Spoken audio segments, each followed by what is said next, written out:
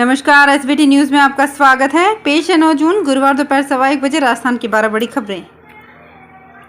निरोगी राजस्थान योजना के तहत सरकार ने मरीजों के लिए सभी तरह की जांचों को निःशुल्क किया हुआ है। ये योजना 1 अप्रैल से शुरू हुई थी, लेकिन इस योजना के तहत ये आदेश नहीं थे कि किसी भी तरह की महंगी जांचों को लिखने के लिए किस स्तर का चिकित्सक अधिकृत होगा।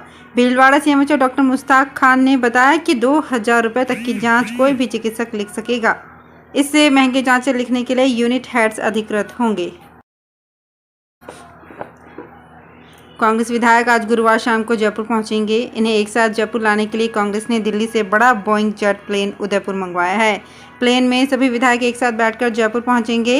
विधायकों को जयपुर से उदयपुर ले जाने के लिए छोटे प्लेन का इस्तेमाल किया गया था। कुछ विधायक कार और बाकी बसों में भेजे गए थे। इसी को लेकर भाजपा ने निर्वाचन आयोग में शिकायत की थी कि सरकार विधायकों को लाने और ले जाने के लिए स्टेट प्लेन का इस्तेमाल कर रही है। भाजपा ने कहा कि ये स्टेट मशीनरी का दुरुपयोग है। इधर मुख्यमंत्री अशोक गहलोत बुधवार दोपहर उदयपुर से जयपुर पहुंच गए।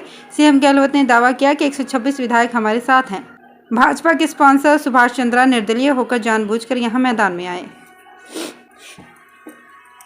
राज्यसभा चुनावों की वोटिंग में अब केवल एक दिन बचा है। कांग्रेस और बीजेपी के विधायक बाड़ेबंदी में वोटिंग की प्रैक्टिस भी कर रहे हैं। बीजेपी की बाड़ेबंदी में ही विधायकों को मॉक पोल करवाया जा रहा है। बुधवार को हुए मॉक पोल में भाजपा के 5 विधायकों के वोट खारिज हो गए।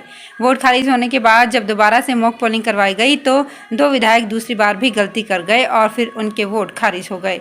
जिन विधायकों के वोट खारिज हुए उनमें सूर्यकांता व्यास, पूराराम चौधरी अनुभवी विधायक हैं और कई बार राज्यसभा चुनावों में वोट डाल चुके हैं। राज्यसभा चुनाव को लेकर कांग्रेस भाजपा में बाड़ाबंदी हो रही है। 10 जून को होने वाली वोटिंग तक विधायकों को लग्जरी होटलों में ठहराया गया है। विधायकों के होटल में ठहरने और खानपान पर रोजाना 26 लाख रुपए तक खर्च किए जा रहे हैं। ऐसे में करीब 1.5 करोड़ रुपए खर्च होने का अनुमान है।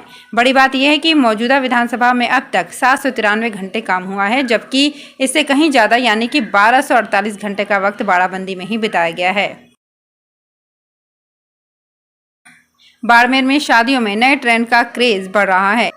इस साल हेलीकॉप्टर और ऊंटों पर बारात आने के किस्से तो सामने आए ही थे, लेकिन एक किसान के बेटे की बारात इस बार 51 ट्रैक्टरों पर आई है। जब बाराती ट्रैक्टरों से दुल्हन के घर पहुंचे तो देखने के लिए आसपास के गांव के लोग यहां पहुंच गए। हर तरफ चर्चा रही कि एक बारात 51 ट्रैक्टरों पर आई है। इतना ही नहीं, दूल्हा खुद ट्रैक्टर को चलाकर ससुराल पहुंचा और दुल्हन को उसी ट्रैक्टर से लेकर घर पहुंचा। दूल्हे और दुल्हन का घर के बीच 10 किलोमीटर का ही फासला है। छत्तीसगढ़ में राजस्थान की कोल माइनिंग को अनुमति मिलने के बावजूद स्थानीय विरोध के कारण कोल माइनिंग शुरू नहीं हो पा रही है। इससे राजस्थान एक बार फिर बिजली संकट से घिर सकता है। राजस्थान की थर्मल इकाइयों के लिए सिर्फ 20 दिन का कोयला बचा है। ऐसे में थर्मल की 4340 मेगावाट की इकाइयां बंद करनी पड़ सकती है। ये बात रावतभाटा में राजस्थान राज्य विद्युत उत्पादन निगम के सीएमडी RK शर्मा ने पन बिजली घर की एक इकाई को शुरू करते समय बुधवार को समारोह में कही। सीएमडी शर्मा ने कहा कि छत्तीसगढ़ को राजस्थान की परेशानी समझते हुए मदद करनी चाहिए। संघ लोक सेवा आयोग ने drug inspector, vice principal, master mineral officer, assistant shipping master और असिस्टेंट डायरेक्टर समेत सीनियर लेक्चरर के 161 पदों पर वैकेंसी निकाली है। राजस्थान समेत देश भर में निकली भर्ती प्रक्रिया में शामिल होने के लिए 30 से 55 साल तक की उम्र के ग्रेजुएट कैंडिडेट्स 16 जून तक आवेदन कर सकते हैं। बसों के बाद अब पब्लिक ट्रांसपोर्ट में आने वाली 100 इलेक्ट्रिक बसों में भी घोटाले का शौक लगता नजर आ रहा है। इलेक्ट्रिक बसों का 2 साल पहले हुआ टेंडर विवादों में आ गया है। संचालन में इलेक्ट्रिक बसें डीजल बसों से सस्ती है। इसके बावजूद इनका अधिक दरों पर संचालन के लिए टेंडर करना सवाल खड़े कर रहा है। JCTSL वर्तमान में नॉन AC डीजल बसों को 36 रुपये 45 पैसे और AC बसों को 38 रुपये 45 पैसे का भुगतान कर रही है, जबकि इलेक्ट्रिक बसों का 66 रुपये प्रति किलोमीटर के हिसाब से भुगतान तय किया गया है। राज्यपाल कलराज मिश्र बुधवार को ग्रीष्मकालीन प्रवास पूरा कर माउंट आबू से जयपुर के लिए रवाना हो गए। इससे पहले माउंट आबू राजभवन में राज्यपाल को गार्ड ऑफ ऑनर दिया गया। कनिष्क कटारिया ने बुके भेंट कर राज्यपाल को विदाई दी। इसके बाद राज्य की प्रथम महिला सत्यवती मिश्र और परिजनों के साथ ट्रेन से जयपुर रवाना हुए। राज्यपाल 22 मई को माउंट आबू दौरे पर आए थे। राज्यपाल आबू रोड रेलवे स्टेशन से दोपहर ट्रेन से जयपुर के लिए रवाना हो गए।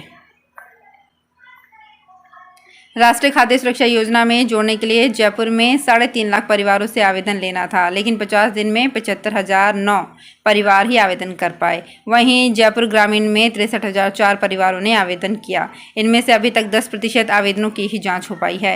राजस्थान बजट घोषणा के अनुसार राष्ट्रीय खाद्य सुरक्षा अधिनियम के अंतर्गत लाभान्वित करने के लिए ऑनलाइन आवेदन के लिए 1 से 30 अप्रैल 2022 तक की अवधि निर्धारित की गई थी। इस दौरान मात्र 37,530 परिवार ही आवेदन कर पाए। बाद में अंतिम तिथि बढ़ाई गई थी। इसके बावजूद लक्ष्य के अनुरूप आवेदन नहीं हुए।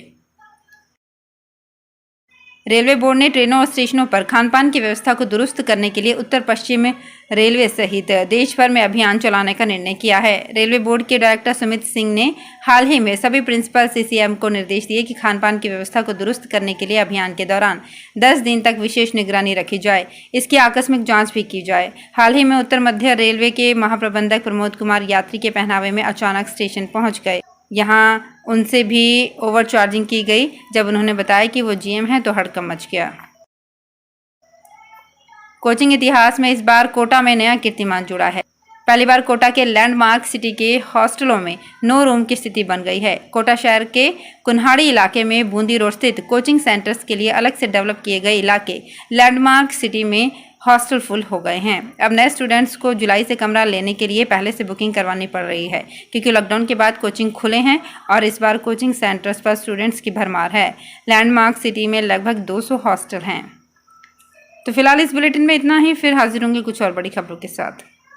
एसबीटी न्यूज़ के और भी वीडियोस को देखने के लिए हमारे चैनल को सब्सक्राइब करें और नोटिफिकेशन पाने के लिए बेल आइकन को प्रेस करें।